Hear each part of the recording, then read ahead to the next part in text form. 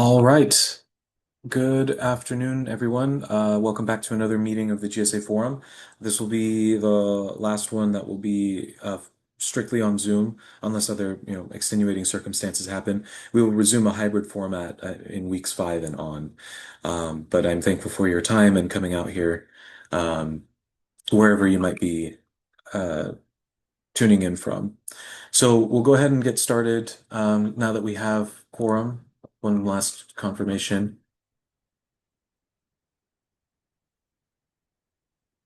Great. Okay.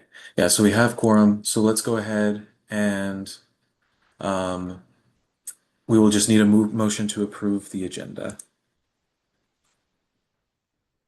Motion to approve. Okay, motion to approve. Do we have a second? Second. Okay, motioned and seconded. All those in favor of approving the agenda as presented, please indicate.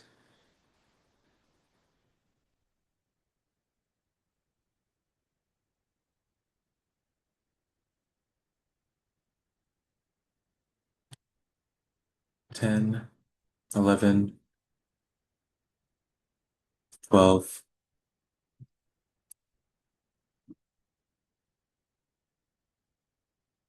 Okay, please lower your hands.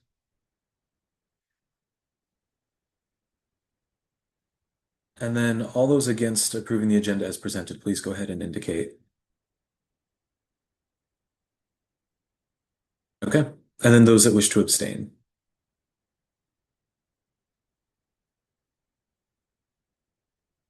Okay, then with that, the motion passes and the agenda is approved. We'll go ahead and move on to the approval of the minutes. Um, we'll just need a motion to approve those as well. Motion to approve the minutes. Okay, motion made. Seconded. Second.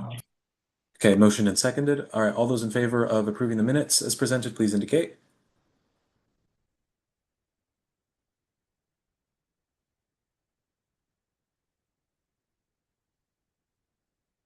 Okay, and then please lower your hands.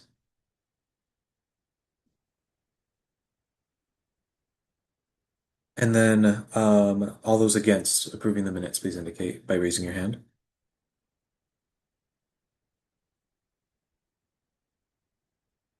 Okay, and then those that wish to abstain. Okay, please lower your hands. All right, with that, the motion passes and the minutes are approved. We will go ahead and move on to public comment from GSA general membership if there is any. Yes, Sophie. Hi. From Social Sciences Council, I wanted to bring to everybody's attention just ongoing issues with SGA, the student. I honestly don't know what the acronym's for. Probably student government accounting or something like that.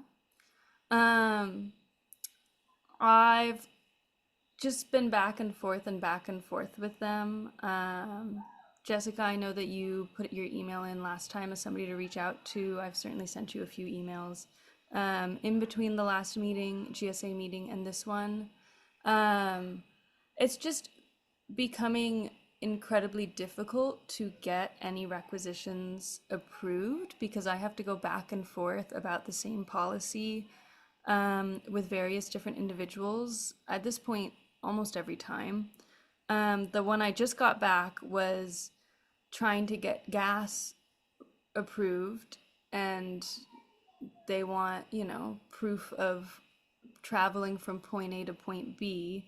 Now, maybe this is a rule. Again, I'll note that GSA links on the website do not work to any SGA document for which I could look at policy for what things can be submitted and what things can't be submitted. So I'm just kind of going on vibes and the USAC website. I have no idea. My understanding is that we don't need gas mileage, like mile details. Maybe we do, but now I have to go call SGA and work that out. And I also just got another thing about council meeting minutes, even though that's been a back and forth issue multiple times. All to say, I would be really lovely if we could get like some consolidated documents about GSA spending policy and SGA spending policy.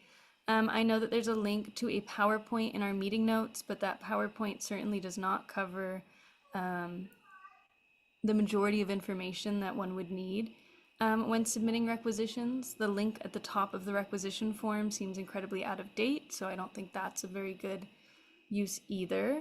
Um, yeah, I'm just trying to use the resources we've been given, and I'd really love if this kind of basic function could get resolved.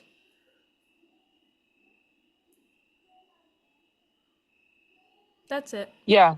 Sophie, thank you so much for sharing. And I'm sorry that this is happening. Honestly, there should be no back and forth. I thought we did a lot of work in the beginning of the year to try and streamline this process, and I hate to see that fail, especially for you. And I don't know, money is tight right now. The economy is in shambles. So I understand waiting for money back and trying to do things, especially in supporting graduate and professional students. So let's go ahead, let's set up a meeting with Jessica and Beverly in student government accounting so that we can make sure we have the proper documents that need to go on the website, everything consolidated, because I do agree the website's been a mess. And so let's go ahead and get that set up sometime early next week, and so that we can get this moving along so y'all can get your reimbursements or your cash advances or whatever you're trying to do. And so let me go ahead. Can you drop your email in the chat and then I can go ahead and I will. get that set up? And yeah, I've had to reimburse for gas too. They definitely do need the mileage. It's kind of just a kind of thing that is kind of standard practice across reimbursements, but I definitely understand not if you don't have that information, you would never know. So Well, and some things, if I'm being honest, like I'll get stuff approved for 6, 10 months, and then all of a sudden they'll come in and say, "Oh, you need XYZ documents." And so it's mm, not even that like it's fine if I need mileage, I can tell my the members of SSC that they need to provide me with that. Um, but like I just there's such mixed messages involved in terms right, that of what things are inconsistent approved. enforcement doesn't help. So Yeah. yeah, okay, I see. All right, thank you for sharing, and yes, I'll reach out today. All right. All right. Thank you, everybody. All right, thank you. It looks like we have some other hands that are being raised. There was one that was raised before, Julian Moet, if you would like to speak.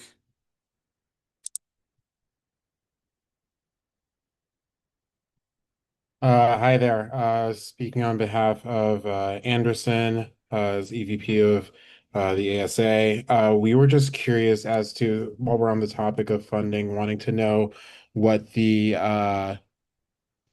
like the timelines and specifically the deadlines were for upcoming funding requests for the year, specifically for next school year.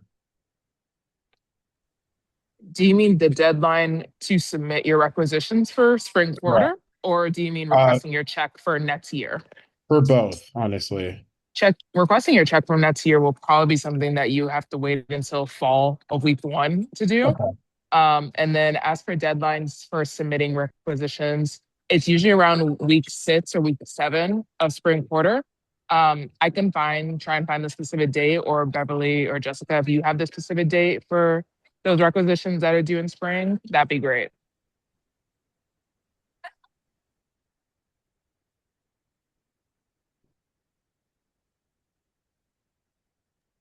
Okay. We'll look it up and drop it in the chat for you all. Okay. Thank you. Okay, thank you. I also see there is I did see Merhawi's hand raised a while ago. If you would like to speak. Thank you. Hey everyone, my name is Marhawi. I am one of the graduate student reps on the ASUCLA Board of Directors. I'm speaking about one of our referendums that's coming up next week, which is the gold referendum for graduate students in particular. So just wanted to spread some awareness about that. I know money is tight, funding is always an issue, and we don't necessarily want to burden anybody with a new fee, but we feel like this is going to do a lot for our graduate student community.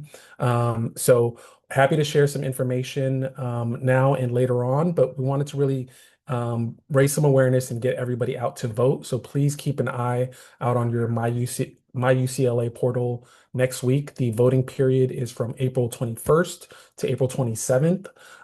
There's going to be quite a few things that this $13 per quarter fee does. So there's going to be a lot, in particular for GSA, that's going to be funding for scholarly activities as a whole. So that's going to include funding for research purposes. And then there's also going to be funding for conference travel, research presentation support, publication fee assistance, and then 25% of this fee will go back to administration through GSA, as well as funding for GSR, TA ships, and things like that. If there's any questions, please reach out to me. I'll put my email address. And please let everybody know whether you need more information or you want to share this with your networks. We also need just a certain threshold of graduate students to vote in general. So just wanted to bring that to the attention of our group here. Thank you so much. And thank you. Yes, there were also previous recordings of the GSA forum as well as agendas. So those materials regarding the gold referendum should be accessible to you all as delegates, and feel free to share that information as needed. Okay, thank you, Marhawi. We also see another hand up, Bradley Snyder from the Law Council. Yeah, hi everyone. I just wanted to quickly introduce myself because I'm taking over for Shakaya in the role of External Vice President from SBA here at the law school. I know the timeline gets a little weird because we're on the semester and most of y'all are on the quarter system, but I just wanted to quickly introduce myself that I'll be taking over and I look forward to working with you all. Thank you very much. I appreciate it. And then we have a Zoom user. I'm not sure if you may But speak, but please identify hi, yourself. sorry. Um, my name is Sabah. Thank you so much. I'm also walking my dog. I am the GSA rep for the School of Arts and Architecture. I do want to return back to the topic of the first 2 points. Thank you guys so much for raising the question around requisitions. Myself and Luke Francis, we are new. We've just taken over the role and we're having a really hard time getting any of our requisitions approved, including reimbursements and cash advances. Specifically, the hurdle that we're running into is that the account number that we were given is not being approved, and there are no clear written instructions for how to locate that, where in the budget to locate that. We've tried to be proactive and find it and haven't been successful. If anyone could let us know now, that would be very helpful, or if it's an issue for later, happy to follow up wherever appropriate. Yeah, thank you for sharing. I'm gonna go ahead and drop a link into one, how to read the account numbers, and then two, the budget, which will have your account number for your specific council. It was arts and Yeah, the School of Arts and Architecture. Now, I did go into but I do have that guide for how to read it. And I okay. did go into the budget and enter what I saw there, and that was kicked back as incorrect. So I'm not sure how to, I might need a little bit of hand holding on that. Yeah, can you drop your email in the chat and then let's also set up a meeting.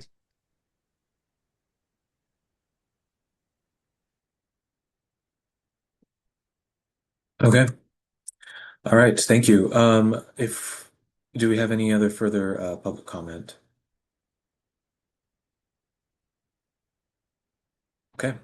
Well, if not, then we'll go ahead and continue moving on. I believe the funding section we can skip, given that we've been answering questions regarding discretionary as well as requisition funding. So then we will go ahead and move on to our special presentations. We first have a very brief elections update from Kimia Kamal, our elections director, if she is present.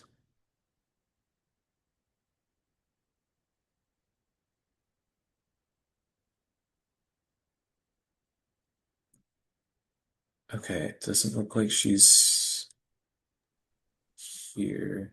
Jay, if she's not on, I can give a quick update. Okay, yes, that would be great. Thank you, Mike. Sure. So the graduate student election will be on starting Tuesday at noon through the 27th of April at noon. Voting will take place on My UCLA. You have two referendum and a constitutional amendment on the ballot, and that the forum has approved for the ballot and has gone through all of the appropriate channels to get approval, specifically for the fee referenda. And then you have 4 officer elections on the ballot too. That's what Kimia would have told you, and to encourage people to vote. Yes. Okay, many thanks, Mike. Yeah, so in order for all of these things to pass, like the constitutional amendments and the two referenda, we would ask that we need at least I think it's 10% of the graduate student body to vote. So please encourage that the your constituents to go out and vote, or I guess get on My UCLA and vote. Um, and yeah, we look forward to great participation, especially because a lot of people have put in a lot of work on getting these referenda onto the ballot. So, yes, yeah, the work is just beginning. All right. Thank you, Mike. We will go ahead and move on. Now we have a presentation from the Office of Student Conduct, and we would like to give the floor to them. Great. So I see myself in presenter mode. I think in the participants, we might also have Dean Jasmine Rush. Are you able to promote her to presenter as well, if you see her? Yes, I see that. Okay. All right. So I have given her permission to rejoin as a panelist. We might need a second. Awesome.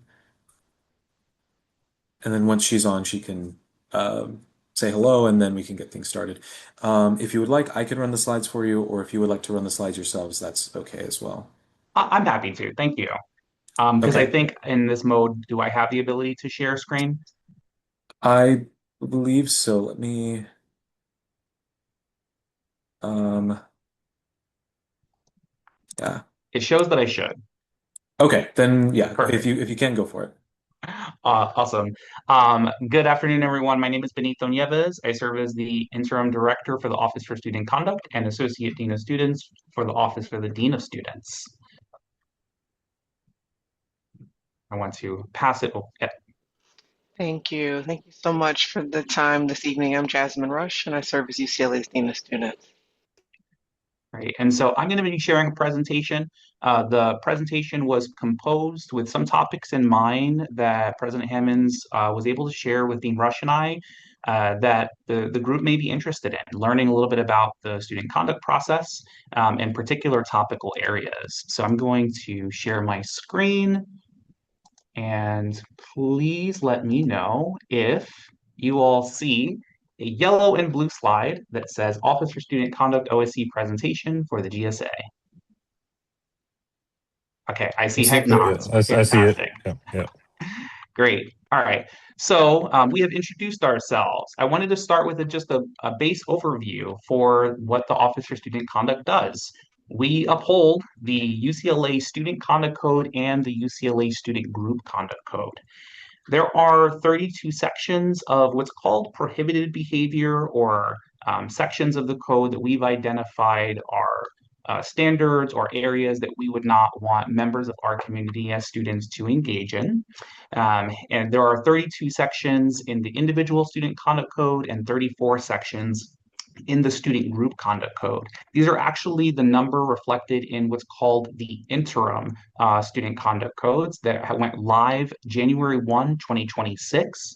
I want to note this because a lot of the data I'm actually going to be sharing are pulled from the 2021 version of the code or the 24-25 academic year. So I wanted to make that distinction. But the current iteration of the interim codes, there are these numbers.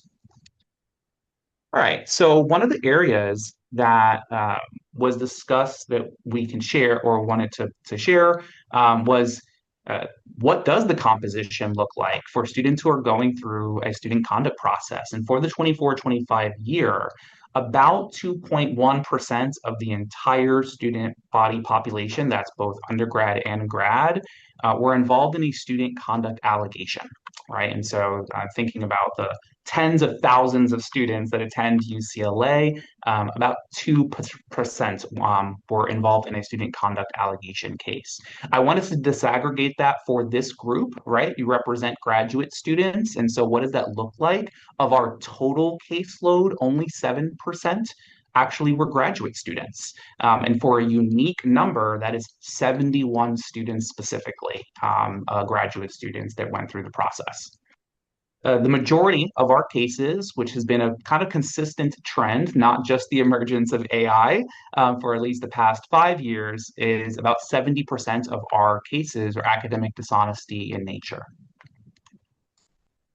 One of the topic areas was what happens, right, when a student's in the student conduct process and they're ready to move on to a next opportunity. Let's say that be a doctoral program, a graduate or professional program, a job opportunity, and they need that degree.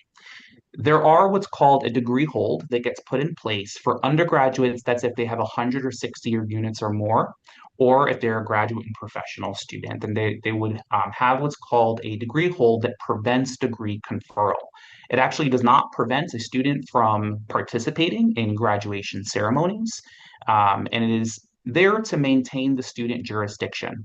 It is included outright in the initial notice letter to a student that such a hold may be put in place. And it is lifted once the student conduct matter has fully resolved. That includes if there are any sanctioned conditions the student needs to complete, if there was a finding of responsibility. It was asked that we discuss what does timeline look like for a student going through the student conduct process. I want to note here, I actually start with the last bullet point, which is in the interim code, there is a timeline. And this 90-day timeline review is the first time that we actually have a student conduct timeline. And this is actually one that's set on system at a system-wide level. That is to say, this is the timeline that is being created for an interim timeline to share with all of the UC campuses for all students in the UC going through a student conduct process. What's great news for us here at UCLA is when I look at the 24-25 data, our average timeline from notice letter to case closure, that is, a student is first notified that they have a conduct case to the time that they have case closure, the average is 42 days. So we are below half of the time designated by the system-wide, the Office for the President. I disaggregated what does it look like for students in a process where they fully contest that any kind of violation has occurred. They maintain they have not violated the code. And after a review, it's determined that maybe more likely than not, they have. That is actually still under the 90 days. So from case notice to referral to what's called hearing, or the next stages in the process after a review has been completed, is still under the 90 days. But I want to be fully transparent and honest about a apt criticism of what students have experienced in the years of the student conduct code. For students that go to hearing in the 2021 version of the student conduct code, a student who is contesting that they have engaged in any violation and a review has been completed by the Office for Student Conduct and determined where more likely than not a violation has occurred, that student is entered into a queue. Very quickly, I usually use this example, but I'm an examples person. If I'm a student and I enter into the bookstore, I'm actually on the way to an exam, a blue book exam, and my instructor has told me that I need to bring my own writing utensil because that door is going to close, and if I don't have a writing utensil, I won't be able to complete my exam. And I panic, and I go into the bookstore, and I take a pen from the bookstore and I'm, let's say, apprehended, and that report is sent to the Office for Student Conduct for an allegation of theft. In the 2021 version of the code, a student can come in, and let's say that student's position is, yes, I did take the pen, but I didn't take the pen. but I did not engage in a violation of theft because do you know how much I pay this university? You should be giving these out for free. In that model, a student would and possibly could go to hearing and be entered into a queue for what I would consider a fairly low level violation. That could result in months for that student to receive a hearing. And that is an apt criticism of the 2021 version of the code. The interim 2026 hearing model changes that. It is the one that is created by the system wide. So for the first time, the UC system has a singular student conduct framework to apply to all of the campuses. And this model notes that a student can only go to hearing if separation is on the table. That is the form of suspension or dismissal or revocation of degree. And what I would say is very serious allegations and possible outcomes. And so this interim model is one that we are hoping would actually work with the hearing timelines. But outside of hearing cases, which hearing cases attest for about 15% of our caseload, we are in a place where we're under the expectation, which is good news for us. One of the other topical areas that was brought was um, protesting. And is that prohibited behavior? It is not. So protesting is not prohibited behavior. And in fact, this has actually been a messaging that all incoming Bruins and their families have received from the Office for Student Conduct and the Office for the Dean of Students, at least for the past 2 years. So during these summer periods and as part of new student academic programs and other orientation programs during the summer, this messaging has been out there. In fact, in a slide that looks just like this, where we are noting that protesting is not prohibited behavior. That being said, there are forms of public expression where, if done in a manner that violates campus policies, can be a violation of the Student Conduct Code. So these are typically noted as what's called time, place, and manner policies, or ways in which the campus is being used, campus property. They cover 4 different policies. They're called policy 850, 852, 860, and 862. They have different designations, one about general use of campus property, one about public expressive activities, one for organized events, and one for major events, respectively. And so ways in which public expression or protesting is done can be a violation of the code, but protesting in itself is not inherently a violation of the code. And in fact, there are lots of rights afforded to individuals historically as a result of protesting. And so there's messaging that we have shared out with the community.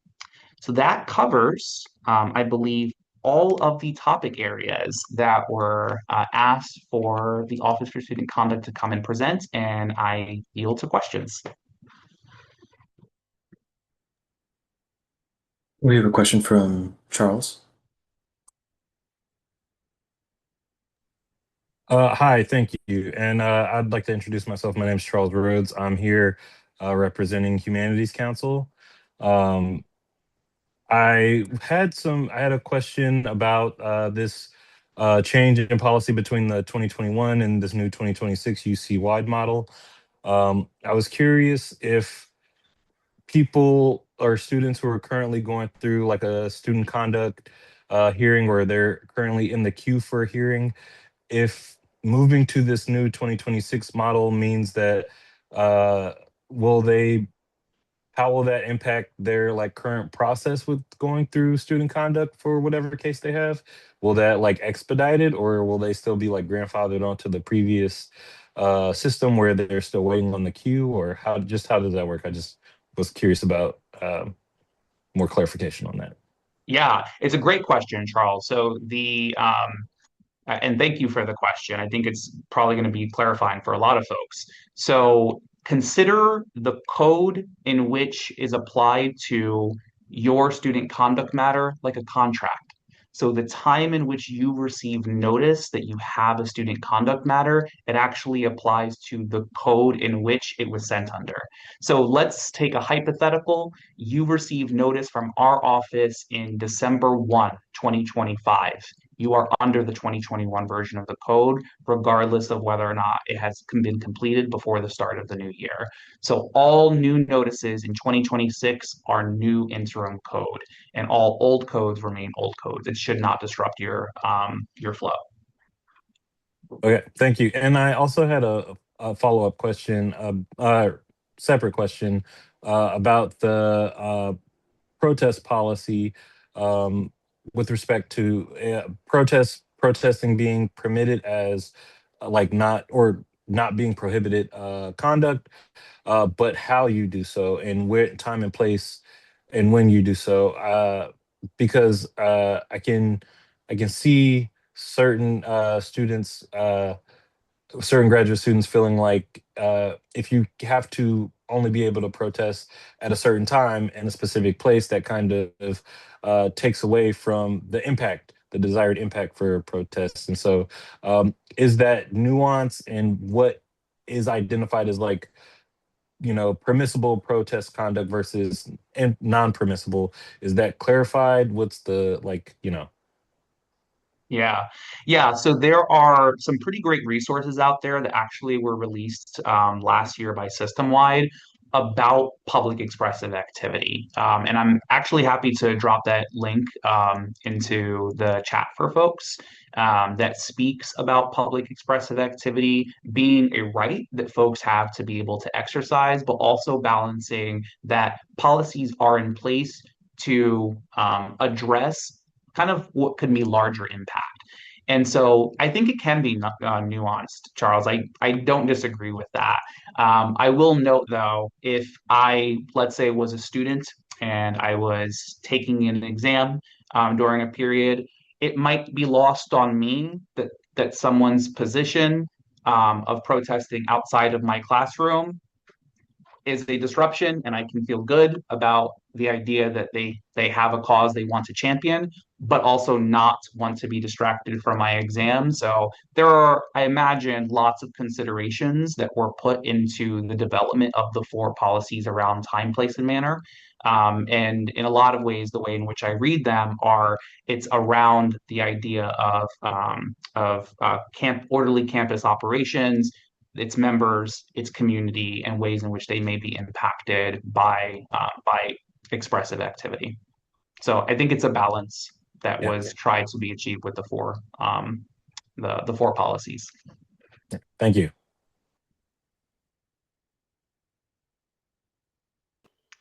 So, Dean Davis, I do see a hand from one of our colleagues that spoke earlier. Hi, Saba. Hey, so I'm gonna assume this isn't the time or the place to get into the dialectics of protest.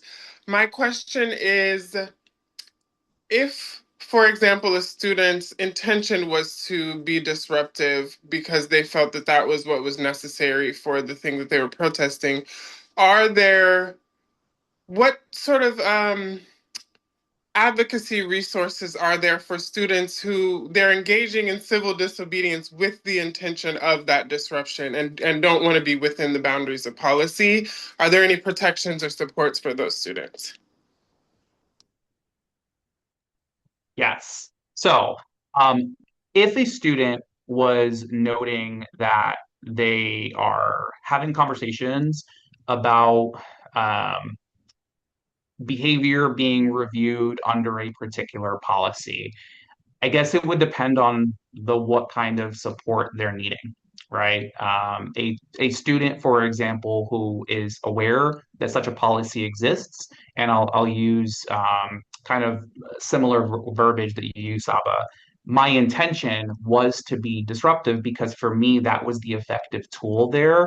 Perhaps that is going through a student conduct process is not paramount for them. Like for them, perhaps did it enact change, right? Did it result in something? My hope, right, is that a student is weighing the choices, right, of understanding what is policy, but also self autonomy of, in light of that information, I'm still going to make an informed decision of what's right for me, right? And that's what I would want for any student.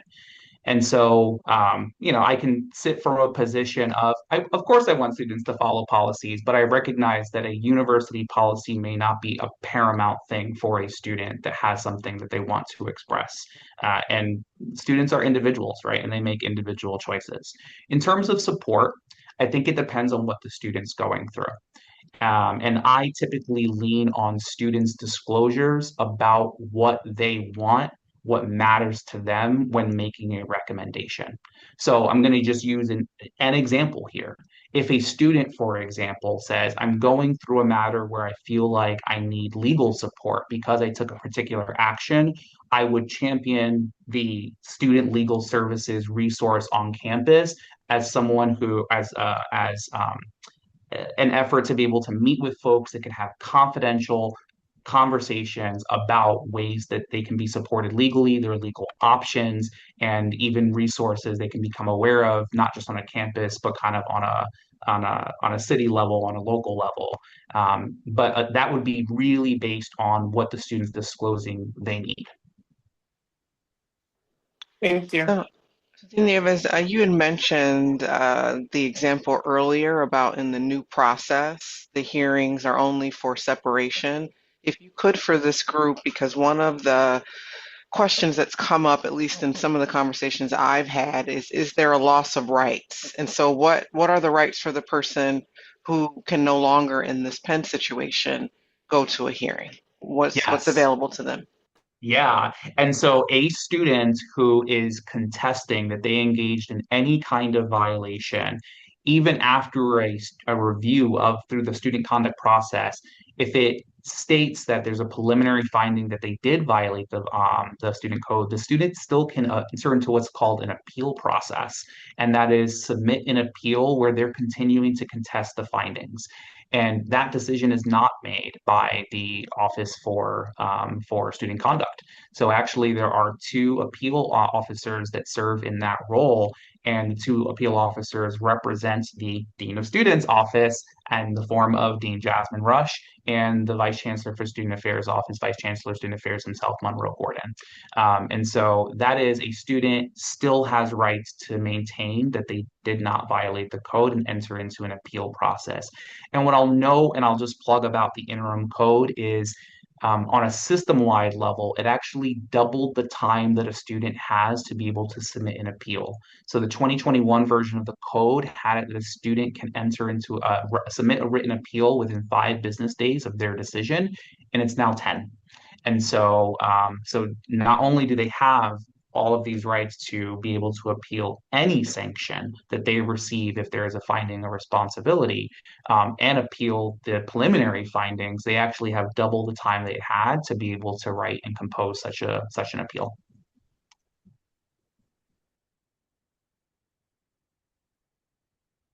Okay, thank you. Yeah, so I think that concludes our time frame for the presentation, but I'm grateful for everyone that asked questions, and we will go ahead and move on with the rest of our agenda. Many thanks to Benito and Jasmine for coming and presenting to us. Thank you all. Okay, so I will go ahead and share my screen again. We should have the agenda back up. And that concludes our special presentations for today. So we will, let me ask Naomi real quick. Do we have any appointments that we need to consider, or do we just We move do on? not. Yep, go Okay, ahead and continue. great. Sounds great. Then we'll go ahead and move on to the officer reports. And first, we have some information from the administrative representatives of ASUCLA. Yes, hi everyone. So I just promoted Annabelle so she can introduce herself. She's our new student outreach and engagement coordinator for ASUCLA Student Union. It's a new position we developed this year just to do more student-led outreach and engagement for on behalf of the student union. So, Annabelle, are you on now? Yes, I am on, and let me just check real quick. I also have access to the chat, so I think we're good. Thank you, Jessica. Hi everyone. My name is Annabelle, and I'm an undergraduate here at UCLA. And my role is the outreach and student engagement coordinator. So I really focus on like promoting ASUCLA's services and making sure that people know about like student government and like free weekly programming and funding opportunities and like other aspects that students may not be as aware of with about ASUCLA. So I am a resource that y'all can use. I am able to connect GSA with different departments within ASUCLA since I mainly reside in the student union, but I have contacts with like marketing and then also like other areas of ASUCLA. So that's one way that you can like reach out to me if you would like a meeting with someone within ASUCLA. And then another way that I can help GSA is that we can like connect through different like student organizations. Like if I think that there's like any opportunities that I learn of that GSA is having, and I think graduate student organization would fit that, then I can like connect them with you. Or if you have any student organizations that you're working with that you think would be a good fit for another part of ASUCLA, then you can connect them to me. And I also have a bit of background within funding because of my previous role within development and fundraising. So if there's any like funding opportunities that you would like to discuss, I can also be of assistance there. So I'm gonna put my email into the chat, but that is the email that you can reach out to if you have any questions or if you like need more resources to like other parts of ASUCLA, or if you just have any other partnership ideas. So that's all, but thank you all so much for giving me the space to uh, explain my role and ways that we can partner. Thank you, Annabelle. Do we have any other administrative updates from Jessica, Jonathan, Mike? I just have one more. So I did send you, Jay, I sent you the updated carryover sheet today. So Yes. I apologize for getting that out a little bit late, but um we are ready. Beverly and I are ready to review that with you all whenever, so you can vote on it at your next meeting. But just wanted to give that update that's been finalized, so we have that information ready for you all. And then I also um, just wanted to kind of echo what a little bit of what Annabelle said. So we have a lot of resources within ASUCLA and a lot of programming that we do through Student Union that we typically see more engagement with undergrad students. They typically tend to be in and around Ackerman and Kirkhoff more regularly than graduate students. So one thing we are doing this year and moving into next year is trying to get out to more grad specific locations on campus and do programs. So you know, if any of your councils are interested in collaborating or doing a program within your space, please let us know. We have already done a few. So we recently did one in Anderson Cafe, and that was pretty well attended, but we're trying to expand more across the different ASUCLA spaces on campus, just to be more accessible to graduate students. But we do want to reiterate that any and all of our programs are always open to grad students to attend for free. So we do encourage you all to like stop by whenever we're having programs. And you know, sometimes they're just kind of wellness programs for relaxing and de-stressing, But we also do a lot of cultural programming as well. So if you're interested in collabing, please let us know. And Annabelle's a good resource to reach out to make that connection for you all. So just want to reiterate that. Thank you. Jack, you have a question? Yes. Hi, Jessica. I have a question. I don't know if this is the best time to ask regarding the carryover. There are a few initiatives that I'd like to work on for the remainder of my term, for the External Affairs Office, and I would like to know like if there's a process in place to request additional funds from the carryover to support some of the initiatives. Please let me know. Thank you.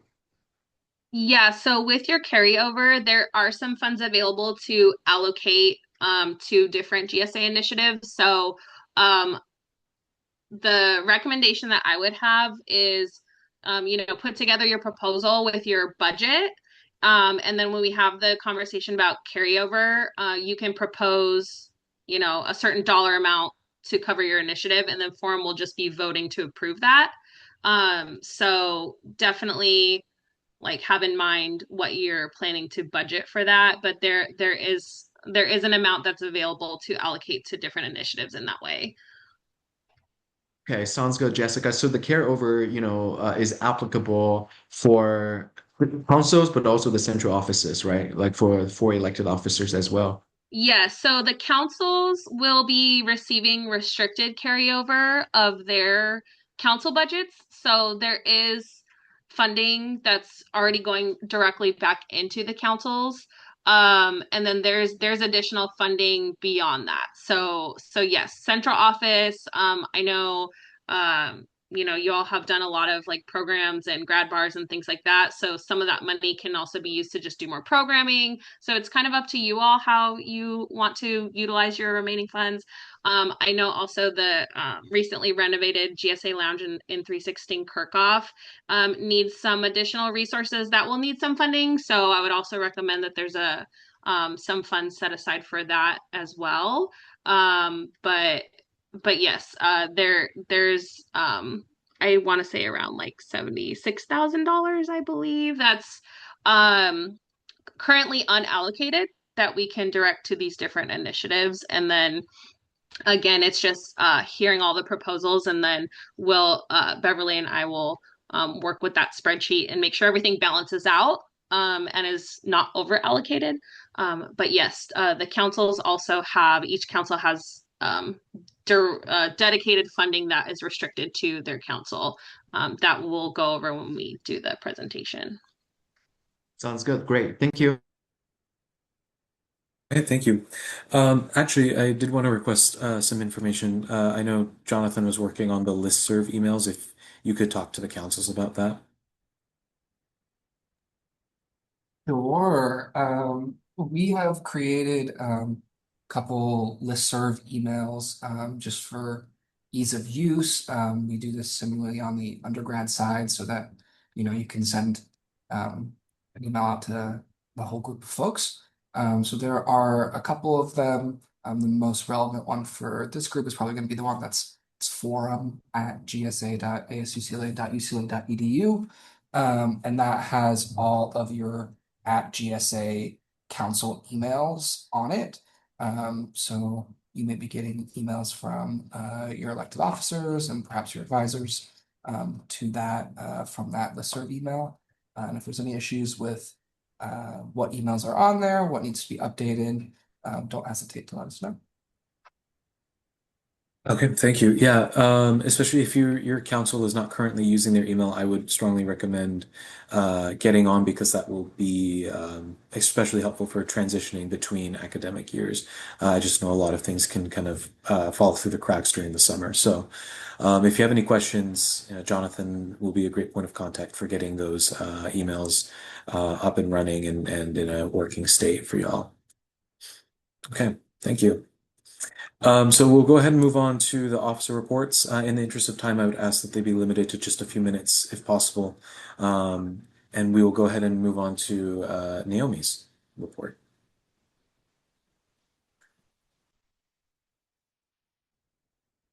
Okay. unfortunately on my phone, but let me just give you kind of brief rundown of some things that we've been working on. I can pull So, up the screen if that's the document if you'd like. oh yeah, that'd be great. Thank you. And then there should be a spring tab now. Yes. Okay. Awesome. So we have a large campus committee. We've had a couple different safety committees over the past couple of years. So now our community safety oversight committee has begun meeting. So I'll provide you updates with that. Today, that meeting this week was mainly just an introduction to the committee and some of the things that they'll be focusing on. Besides that, we're planning a networking night with career staff over in UCLA Graduate and Career Services.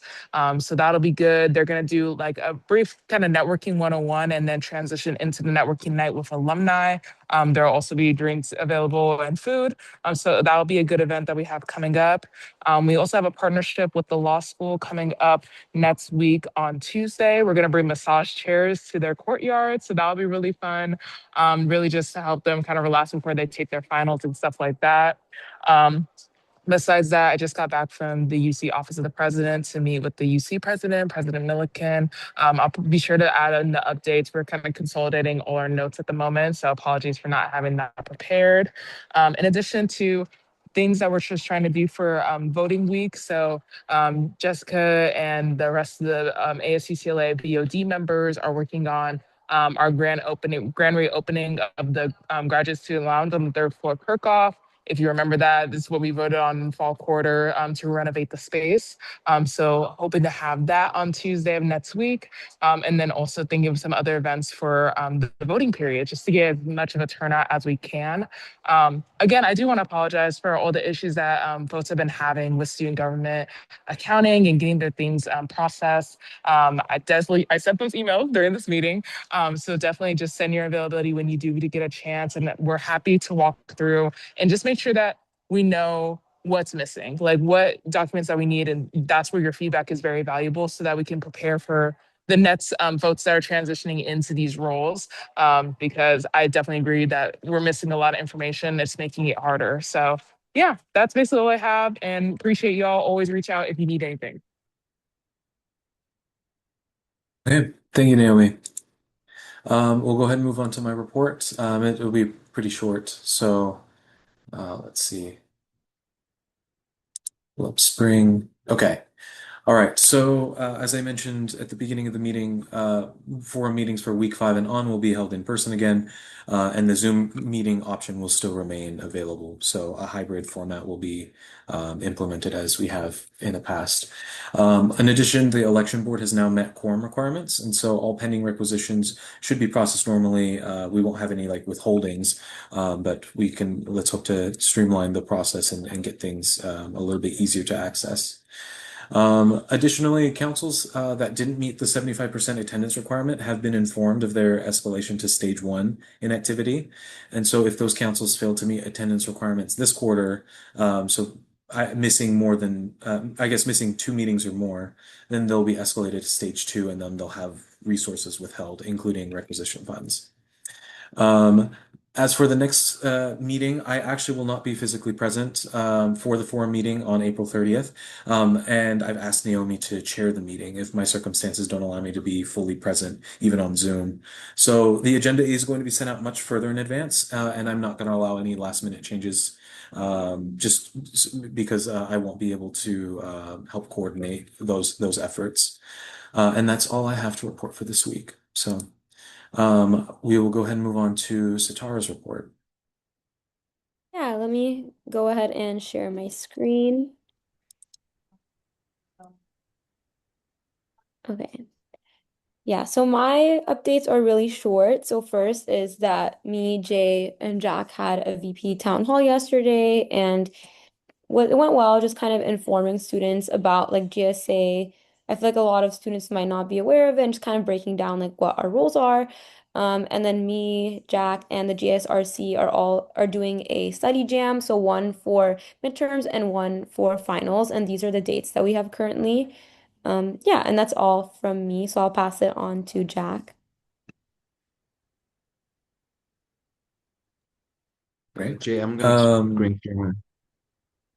Yeah, you're gonna share your That's, screen? That's okay. yeah, thank you.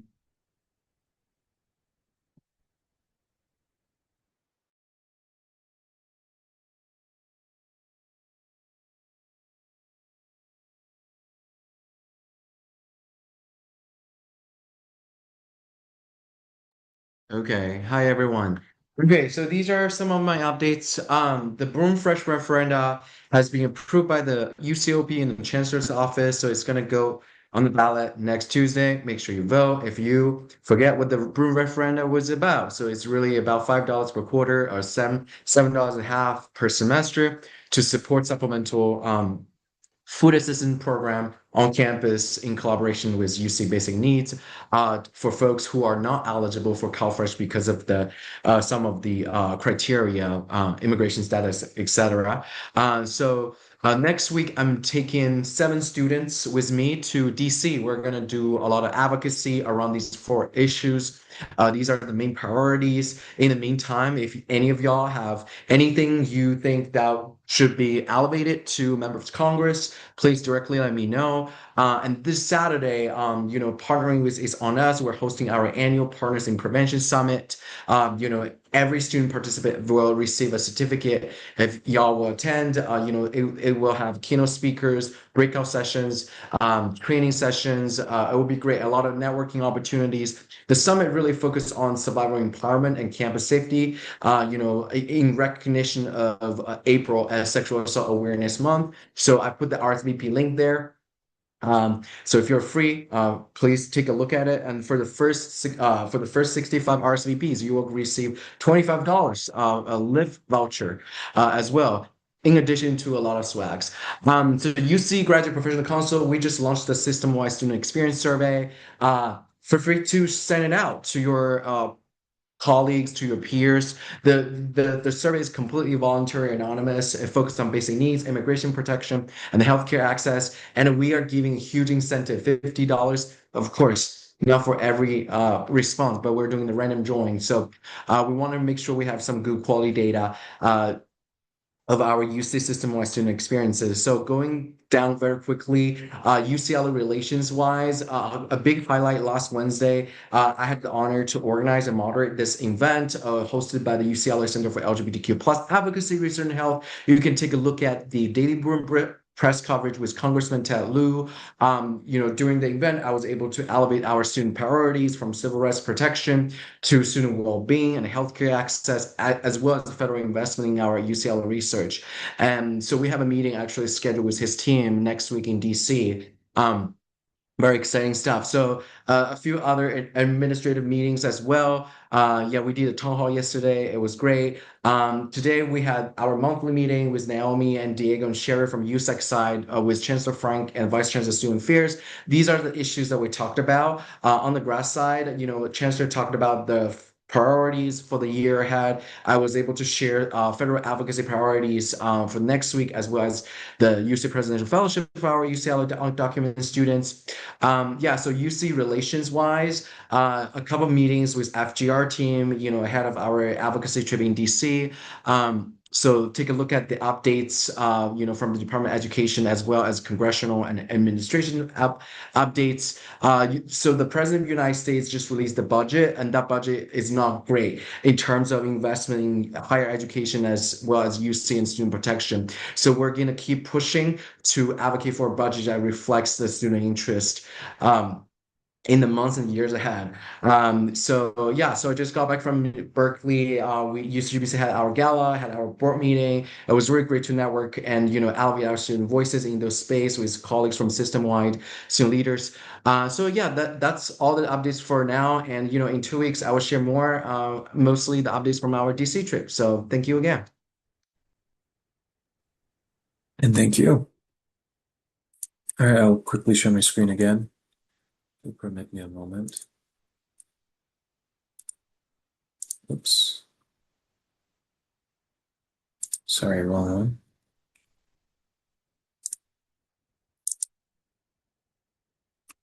Okay. So then that concludes our officer reports.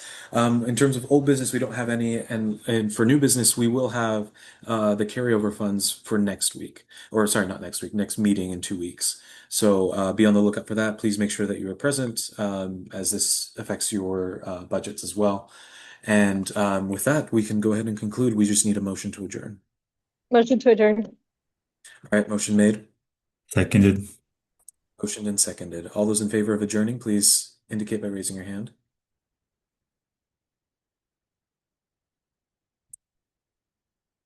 All right, go ahead and lower your hands then. And then all those against adjourning, please indicate. Okay, great. And those that wish to abstain. Okay. With that, the motion passes and the meeting is adjourned. Thank you for your time, and I will see you again in 2 weeks. You stop the recording.